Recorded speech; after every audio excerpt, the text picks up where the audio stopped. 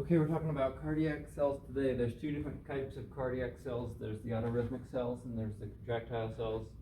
The autorhythmic cells are the cells that are going to give your heart a beat. They're going to be like I guess you could say the neurons of the heart cells, and the contractile cells, those are the worker cells. They're going to do contraction, obviously.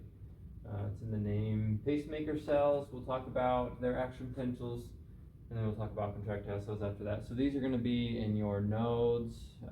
You have your sinoatrial node, it's in your right atria, the superior medial pole, I guess, of the right atria. And then you also have your AV node, your atrioventricular node. It's going to be in the bottom corner on the opposite side. With these, you see this graph that I have labeled out. We have 403. This is the action potential. We have a resting membrane potential of -60. In these pacemaker cells, we have a funny channel. It's called the HCN channel, or hyperpolarization cyclic nucleotide channel. These channels are going to open in response to hyperpolarization of the cell. They can also be modulated by cyclic nucleotides. Think of like CAMP, specifically CAMP, that we learn about, at least in this chapter. They can have ionotropic effects, some chronotropic effects as well. We'll talk about that just a little bit later. So we start with this HCN channel. We come down here, we're at -60. We would say our cell is hyperpolarized. Our HCN channels are going to be open. These are a sodium channel. It's going to let sodium in. We remember the current for sodium. Sodium is wanting to come into the cell, so if that channel is open, sodium is going to come into the cell. We go to our threshold. Once we hit our threshold, unlike most other action potentials, we have voltage calcium gated channels that are going to open, and they're going to carry us up into depolarization. Once these have been depolarized, these calcium channels are going to close, voltage gated potassium channels are going to open, and they're going to carry us back down here into our hyperpolarization, which is going to open up our HCN channels again. And that's why we have that continuous, constant rhythm that is our heartbeat. Contractile cells, like I said, these are the cells that are going to do all the work. They're going to do the contraction. They're gonna push the blood. We have a few more numbers here. We have 4, 0, 1, 2, 3. We'll start down here. Notice this is resting membrane potential of -90, suggesting that the cell is very permeable to potassium. If you can recall from a couple lectures ago, our Nernst potential for potassium is about -94. So we are very close to our Nernst potential for potassium. That explains on depolarization why we don't hyperpolarize. Potassium's in charge of that repolarization, and we are not going to get any lower than a -90 when our Nernst potential is a -94. So we have our resting membrane potential with a permium, or a potassium permeable membrane. We'll have depolarization. These cells, these autorhythmic cells and these contractile cells, they're all connected through gap junctions. So what that is they're connected, and there's holes between the cells that ions can pass through. So when we have depolarization of these pacemaker cells, it's going to carry it through to these contractile cells. So we'll have resting membrane potential down here at -90. We'll have this pacemaker cell will depolarize, and that's going to come over here, and that's going to affect this cell. Once we have some sort of stimulus, we're going to have opening of these sodium channels, voltage sodium gated channels. That's going to be a rapid depolarization compared to our calcium channels over here in the pacemaker cells. Once we get to the top, our voltage gated sodium channel. Remember, we have our inactivation gate, that's going to be closed. Then we're going to have voltage potassium, voltage chloride, and I think these are actually calcium. These respond to calcium, this chloride channel. Voltage potassium and calcium chloride channels open. That's going to take this sharp repolarization right here. But after a few minutes, we have these delayed calcium channels. There's an L-type and a T-type. And they are just kind of slow to the party, but they eventually do open. And remember the current of calcium. Calcium's wanting to come into the cell.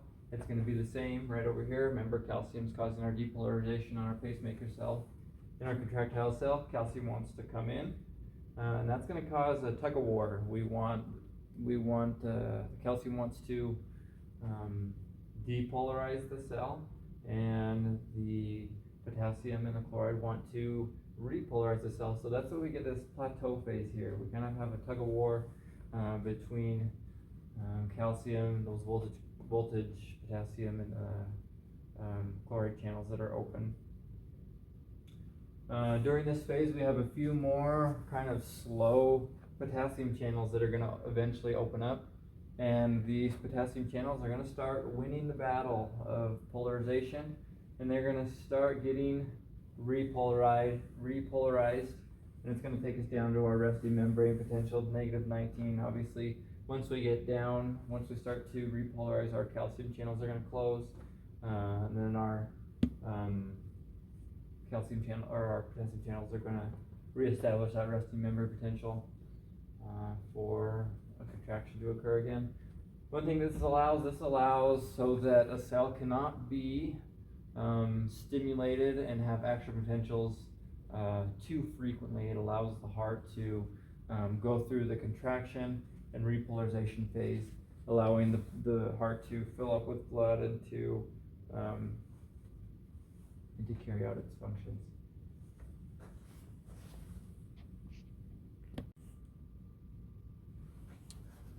I've drawn on a heart. Sorry, it's kind of hard to see. These markers are not the best, but I have drawn a heart on the board here. We can see our atria, our ventricles, and what we're talking about is electrical conduction through the hearts. We'll talk about EKGs and kind of what we see when we have a normal EKG compared to an abnormal EKG with someone with hypoxia, and STEMI versus STEMI. So we'll start here just with basic electrical conduction. So remember we talked about this. This is going to be our SA node. So we have our SA node here, and it's going to send our action potential down to our AV node. Our AV node is going to go through the bundle of His. The bundle branches down the ventricular septum, and then Purkinje fibers out and around. Up on top here, we also have this Bachmann's bundle. And that's going to go from the right side, or from the right atrium to the left atrium, so that the atrium contract simultaneously at the same time. So we're going to talk about EKGs a little bit. So when we measure an EKG, we are measuring. If we have two leads here, we are measuring the separation of charges. So if you think about a cell, we can remember that the inside of the cell is going to have a negative charge until it's depolarized. And when it starts to be depolarized, that's when we have a separation of charges from that cell compared to the other cells in the heart or really anywhere in the body. So once we start over here, if we go from our SA node to our AV node, that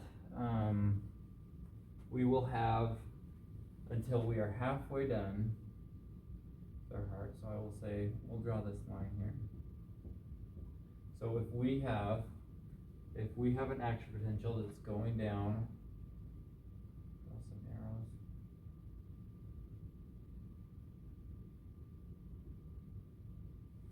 It's going down our heart. We're going to have, at this point, half of our cells are going to be depolarized and half are going to be still hyperpolarized. And so that's going to be the peak right here of our P wave. As this depolarization continues to go down, it's going to finish off the atrium, and it's going to finish off this P wave. So this is going to be our P wave, and that's atrial contraction. When we get down here, we have it going to our AV node. Our AV node delays the charge so that our atrium can contract before our ventricles do. So our atrium contracts, it tops off the ventricles with a little bit more blood, and then we have this AV node, this depolarization going from the AV node to the bundle of His. You'll notice here that this left bundle of His is a little bit faster. So we'll see this movement from the left to the right bundle, and it will put us a dipole. So if you remember our depolarization, we're going from the outside of the cell being positively charged to the outside of the cell being less positive or negatively charged compared to the inside of the cell. So we have this brief dipole which results in a vector with a negative tail pointing towards a negative lead. When that happens, we have a decrease on our EKG line. So this is what accounts for our Q wave. So Q wave, and then once that is completed, we have a depolarization. We're going to have a big arrow pointing down here, and then depolarization occurs from the endocardium to the epicardium. So we're going to have a whole bunch of little arrows out here in the Purkinje fibers and the lateral walls of the ventricles, like that. But our average vector is going to be straight down here. We're going to see a big jump on our EKG. This is going to be our R wave. And remember, the top of the R wave is going to be when half of this is depolarized, because once half of it's depolarized, you've reached your max separation of charge. And after you've reached your max, you're going to get smaller. You're still going to be positive, so you're still going to be have that average vector pointing towards the positive lead, so you're still going to be positive above the 0 line right here.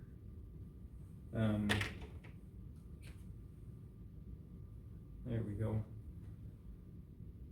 But you're going to be headed down until we reach this point right here, and that's when essentially all of it's done, except for we have a little bit bigger ventricle on the left side. That's the side that's doing 70% of the work. It's sending blood to the peripherals of the body, and it's a little bit bigger. So we have a little bit of a depolarization that needs to be finished after we're done here. So we'll look at this. This is the dipoles for that movement. You notice that if we were to draw a line that's perpendicular to these leads, we would see that this is pointing more towards the negative. So we're going to have a negative, and we're always looking at the outside of the cell, the extracellular fluid. We're going to have a negative tail pointing towards a somewhat negative, or towards a negative lead, and that's why we get this S wave right here, that little dip in the line. And then once it is depolarized, everything's depolarized, we're going to come back to 0 here, and then we have repolarization. Repolarization is going to be just the opposite of depolarization. We're going to go from the epicardium, so let me just erase these. We're going to go from the epicardium to the endocardium, and from the apex of the heart superior. So we're going to go like this,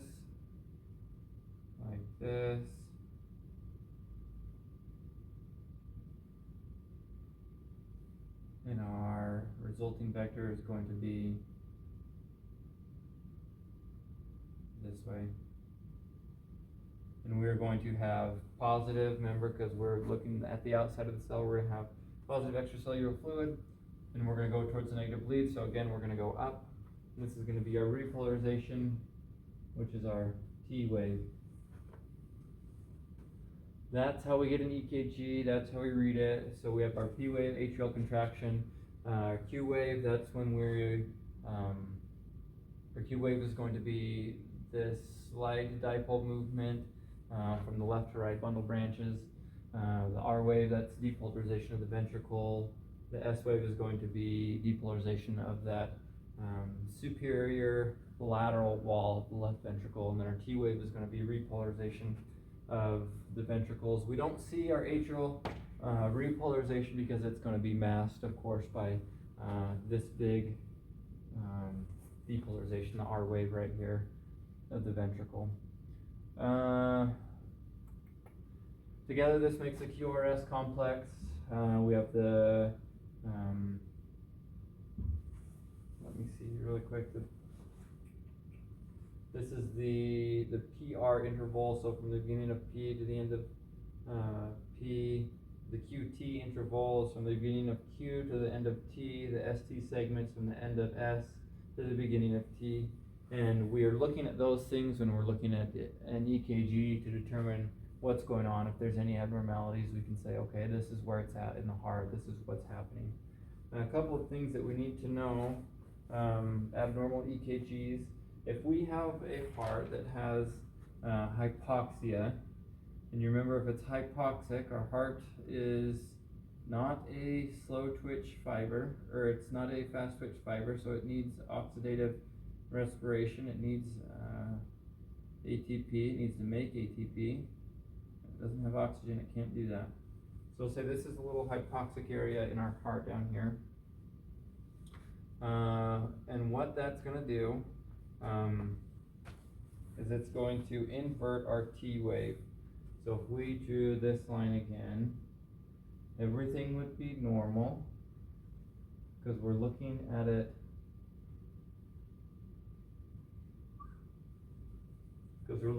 kind of step by step. We're starting up here. This is atrial contraction. Atrial contraction is normal.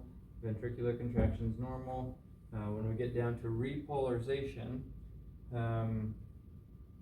what it does is it leads to a quicker repolarization in these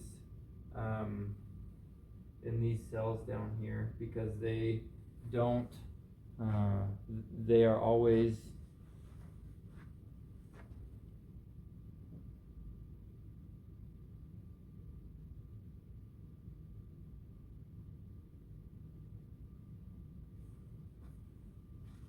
anyways, what happens is that our ventricles get repolarized from the endocardium to the epicardium.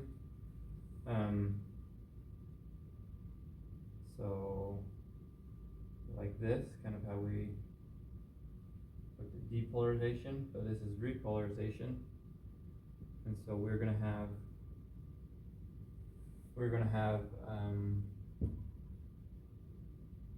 positive tails going towards a positive lead, which is going to invert our T wave here. And then I'll pause it and I'll put some other problems on the board that we'll go over in just a second. The next two electrical conduction EKG abnormalities we're going to talk about is STEMI and non-STEMI. So STEMI and non-STEMI occur, STEMI, non-STEMI, so this is ST elevation, so this is STEMI, ST elevation, myocardial infarction, that's STEMI. Non-STEMI is non-ST elevation, myocardial infarction, and that has an ST depression, but I'll kind of walk through it a little bit. I don't know it as well as I should yet, so I'll reference my notes if I need to. If you have any sort of issue in circulation, you get blood to your heart through your coronary arteries, and you get one from each side, and so the bottom of your heart is going to be the last to get it. It's going to be the least amount of blood. If you have any problems with hypoxia, it's usually going to be down here. It's usually going to be on the left ventricle because that's the side that needs more oxygen due to the strength of contraction, force of contraction. So with these two, we'll start with the ST depression. This is going to be non-STEMI or N-STEMI. You'll have cells in here that are going to be depolarized, and they're going to stay depolarized because there's not enough oxygen. Without oxygen, you can't synthesize ATP. Without ATP, you can't have your sodium potassium ATPase working, so it's going to mess with the concentration gradient of your cell. Threshold is going to be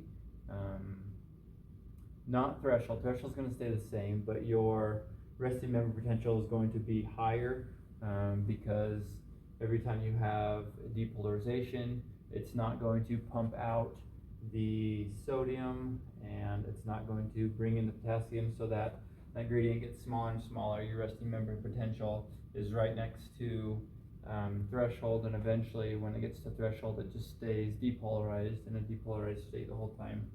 So that's what we're going to represent this little black area here. This is some depolarized heart rate or depolarized myocytes. So if you think about it, your EKG is going to look the same until we get down to this area. We go through depolarization. Since these are depolarized, it's not going to really affect the QRS complex. Everything is going to look normal up to that point. When we start to depolarize, however, these cells right here are going to have a dipole movement that is away from this right here. So essentially what it's going to do is it's going to prolong that negative EKG. So we're going to stay down here for a little bit longer compared to a normal ST wave that would rebound to the normal level and then have the T wave. The next one is ST elevation. That happens when there is a transmural. So trans is across, mural is wall, so across the wall is the ventricle, and it's all dyed. So that's going to bring, once again, we're going to be pretty much the same to our S wave, but our dipoles are going to be a little bit different here. So as we are repolarizing, what the repolarization is going to do is essentially it's going to skip over that part because it doesn't repolarize, it stays depolarized the whole time, so it's going to skip over that part, and that will change our EKG value to where we don't come down and we have a elevated ST segment compared to coming down with our S wave and then back up with our T wave. So that's STEMI and non-STEMI. Okay, we're going to talk about muscle contraction really quick and kind of regulation of muscle contraction. Inotropy, lisotropy, chronotropy. Inotropy is the strength of the contraction, so you think force of a contraction, we can make it contract stronger, we can also make it contract weaker. So remember a couple of lessons ago we talked about parasympathetic and the sympathetic nervous system. We remember that the cardiac muscle has beta 1 receptors on it. It also has M2 receptors, beta 1 for the sympathetic, beta or muscarinic 2 for the parasympathetic receptors. So this is inotropy. This is going to be increased contractility. Remember 1, 3, and 5 of muscarinic and adrenergic receptors are going to cause an increase, a flight or fight response in the parasympathetic. The M2, M4, beta 2 are going to cause the rest and digest. So inotropy, if we have norepinephrine and epinephrine come in, it will bind to the G protein. So this beta 1 receptor, G protein, will have an alpha subunit come off. Alpha subunits on these beta receptors are going to increase CAMP. They're also going to increase PKA. The PKA can do a few different things. It's always going to phosphorylize. So we have phosphorylation of these calcium channels. So if we have phosphorylation of these L-type channels, so we'll do L calcium channels, they are going to open. So let's say increase opening of these L-type calcium channels. If these L-type calcium channels are gonna open, we're gonna have an increased concentration of calcium rushing into the cell. Increased calcium in the cell is going to result in increased calcium from the SR, and it's going to increase contractility.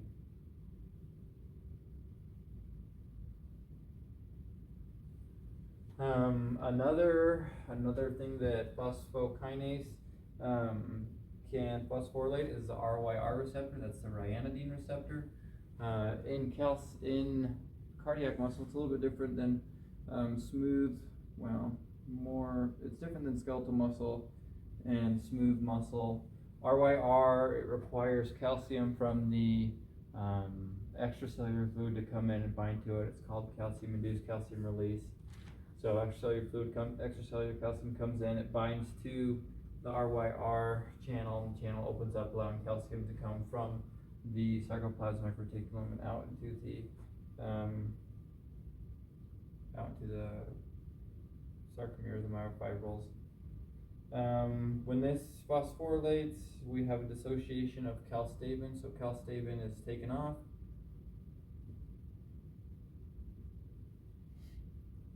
Which increases the chance for this RYR to open. So RYR opens. If the RYR opens, we have more calcium that's released. And then we have increased contractility again. Another thing that PKA can phosphorylize is phospholambdin.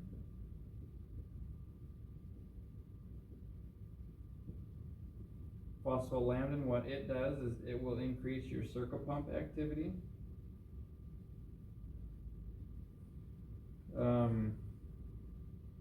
If you increase your circopump activity, you're going to have faster relaxation. You're also going to have increased amounts of calcium going back into the SR quicker.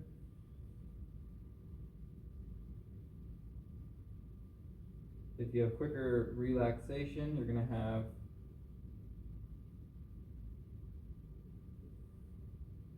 shorter contractions.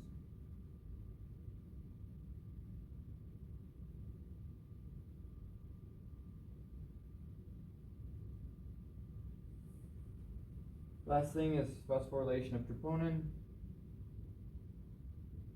If troponin is phosphorylized, it's going to increase the rate of calcium coming off of troponin.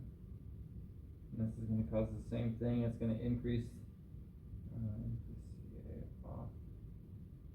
which is going to increase speed of relaxation, which is going to decrease the duration of contraction.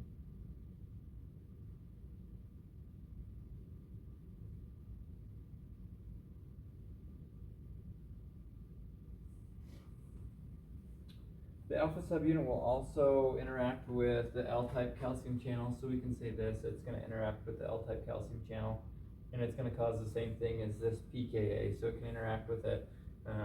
It can increase the probability for that calcium channel to be open, more calcium from the SR into the muscle cell and into the cytosolic cell, and increase contractility, so that's going to be stronger. These are going to be inotropic effects. These are going to be increased, and those are going to be decreased. So the next we can talk about, and remember these are all going to be adrenergic receptors: norepinephrine, nephrepinephrine.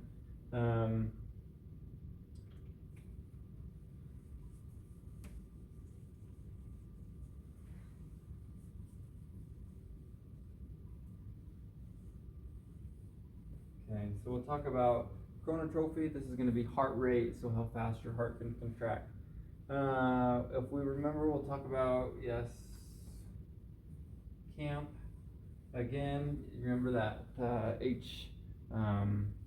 HCN channel, the hyperpolarized cyclic nucleotide. So this is where our CAMP comes into play.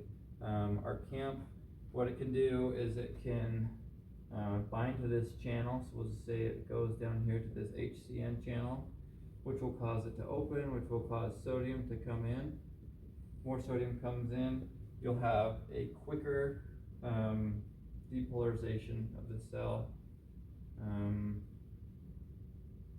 which will be increase in heart rate. Also, CAMP, once again acting with increased pKa, you will have increased calcium influx into the cell, which through our other graph that we talked about, we will also have increased heart rate through the steepness of the slope. And then we're also going to have a more negative threshold. If we have more calcium in the cell, it's going to be depolarized. The more negative threshold will be, I think it's acting on the voltage sodium channel. So if we have a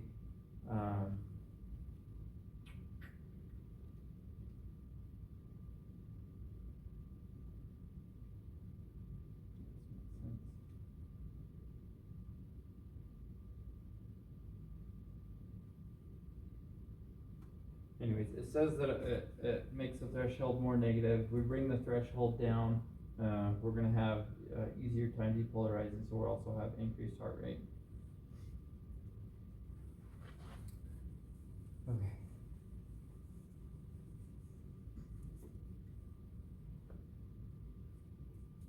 And that was for chronotropy, not inotropy. And this is for negative chronotropy.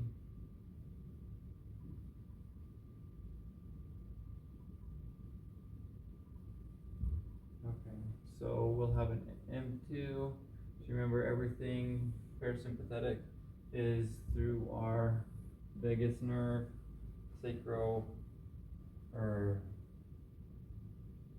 craniosacral division. So the M2, if this gets bind, we have a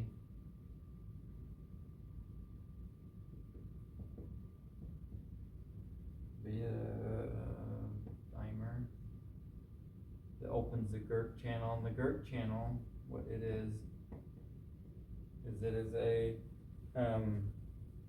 potassium channel that will make the membrane more negative. So we'll have a more negative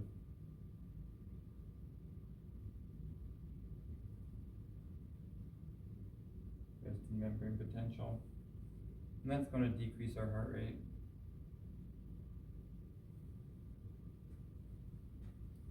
We also have an alpha subunit over here on this one. For alpha subunit, we'll act with CAMP, which will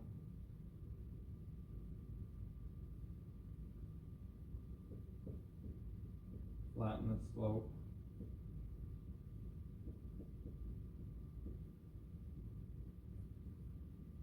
and decrease heart rate.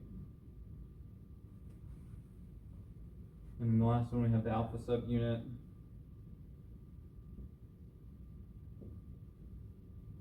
Decreasing CAMP. That's important. So alpha subunit decreasing CAMP. If you decrease CAMP, you're going to decrease your calcium current, lead to a more positive threshold, which will decrease your heart rate. All right, that's negative chronotropy and ionotropy in a nutshell. And we'll go over cardiac cycle next. Okay, we're going to talk about the cardiac cycle. I'll try to draw things out. It's a little difficult to draw freehand. We're looking at this is the plumbing of the heart. It's based off of pressure. We can add an EKG to it on the bottom, but that would just show you the contraction of the ventricles, or the contraction of the chambers of the heart, which is going to deal with pressure. So we'll talk about it real quick. We have the aorta pressure. You remember the aorta, that's going to be superior to the left ventricle. That's blood that feeds our body. The atrial pressure, those are the two chambers on top. They're going to top off the ventricles with blood before they contract. So here we have pressure down here in the atria. The atria is going to fill up. The atria is going to contract. It's going to start contracting here. which is going to increase pressure. It's going to push all of this blood down into the ventricle, and then once it's down in the ventricle, the mitral valve is going to close. So this will be, if you think about heart sounds, this is going to be your first sound. So your mitral valve closes here. At this point, we have our left ventricle. It's going to be topped off with blood. The valve's closed, and so it's starting to contract. As it contracts, our pressure is going to increase. We have a pressure out in the aorta of about 120. So that's 120. So our ventricle, in order for it to open that door, the semilunar valve, it has to exceed 120. So once it gets up here, the semilunar valve is going to open. All the blood's going to be pushed out into the aorta at a fairly high rate of speed, and then your aorta pressure is going to increase. Your ventricle is going to be small because it's contracted. Once your ventricle starts to relax, the pressure in the aorta is going to be higher than the pressure in the ventricle. You're going to have some backflow of blood that's going to try to go into the ventricle, but that's what's going to snap those doors closed. That's where you're going to hear our second sound, is when the semilunar closes.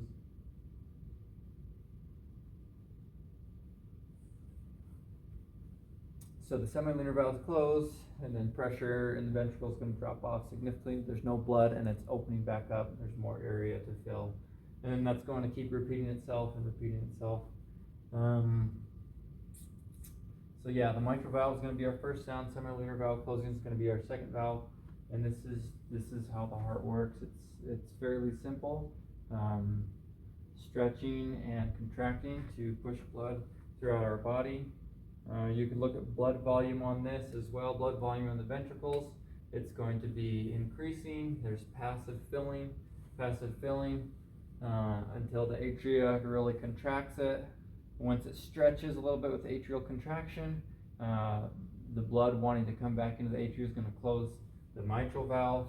That's when you're going to have just the full ventricle, and no volume changes until the semilunar valve opens. Once the valve opens, that's when volume's changing. You're going to have a rapid ejection of blood from the left ventricle into the aorta, and then once the pressures are different, a less pressure in the ventricle and a higher pressure in the aorta, the semilunar valve is going to close.